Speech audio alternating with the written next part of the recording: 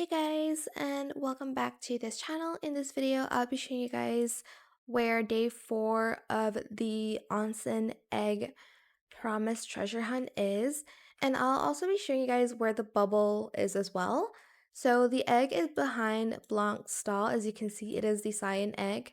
You're going to want to take a picture with it first, or just take the picture of the egg. And we are going to go to, well, near the deer tower. So I'm just going to teleport there. Make sure you like taking the picture with the egg.